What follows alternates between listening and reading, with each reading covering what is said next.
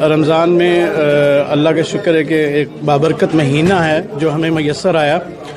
تو ہمیں ابھی عید آ رہی ہے. ہمیں چاہیے کہ غریبوں کے لیے خاص کر صدقہ زکوٰۃ اور فطرانے کا خاص اہتمام کیا جائے غریبوں کے لیے. اور میاں محمد نواز شریف کا جو فلسفہ ہے, جو وہ سویلین سپرمیسی کے لیے جنگ لڑ رہے ہیں, ہم انشاءاللہ میاں محمد نواز شریف کے شانہ بشانہ کھڑے ہیں اور کھڑے رہیں گے انشاءاللہ. وہ دن دور نہیں جب پاکستان کے اندر سویلین سپرمیسی جو ہے وہ بڑے زور و شور سے انشاءاللہ آئے گی اور میاں محمد نواز شریف دوبارہ واپس آئیں گے اور میاں محمد نواز شریف انشاءاللہ چوتھی بار وزیر اعظم بنیں گے. شارجہ کے پریزیڈنٹ محمد غوث قادری نے ہر سال کی طرح اس سال بھی ماہ رمضان میں پاکستانی صحافیوں کے اعزاز میں ایک افطار ڈنر کا اہتمام کیا, جس میں پرنٹ اور الیکٹرانک میڈیا کے صحافیوں نے شرکت کی. اس موقع پر حافظ زاہد علی نے میاں نواز شریف کی صحت و تندرستی, نیز وطن عزیز کی خوشحالی اور امارات کے شیوخ کی دراز عمری کے لیے خصوصی یہ تھا کہ میاں نواز شریف صاحب ان کی صحت کے لیے اور ان کو درپیش مشکلات کے لیے خاص طور پہ دعا کی جائے.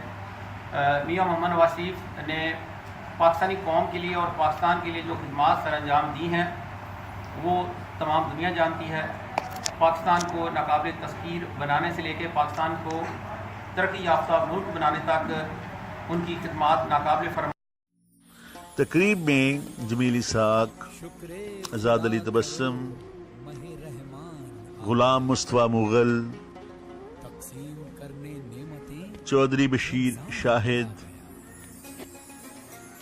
محمد شہزاد بٹ, فرحان بٹ, چودھری راشد فاروق, عرفان اقبال طور, طاہر بھنڈر و دیگر شریک ہوئے. قائد محترم میاں محمد نواز شریف نے تن من دن اپنی قوم کے لیے قربان کیا. آج سوچتے ہیں دیکھتے ہیں کہ جو ایماندار اور جاندار اور قوم کا ہیرو ہے, آج اس کو پابند سلاسل کیا ہوا ہے. افطاری کے بعد مہمانوں کی توازن غوث ریسٹورنٹ کے لذیذ پاکستانی کھانوں سے کی گئی, جنہیں بے حد پسند کیا گیا.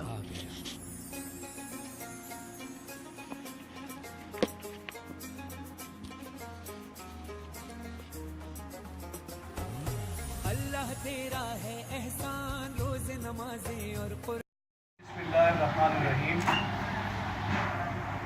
میں تمام دوستوں کا خصوصاً میڈیا کا کہ آج یہاں پر کثیر تعداد میں میرے دوست یہاں پر آئے اور سب کا شکریہ ادا کرتا ہوں. اور میں اپنے مسلم لیگ نون کا اور جتنے بھی میرے دوست یہاں تشریف لائے, سہیل خابر صاحب بھی ماشاء اللہ ہر دفعہ آتے ہیں, میں شکر گزار ہوں.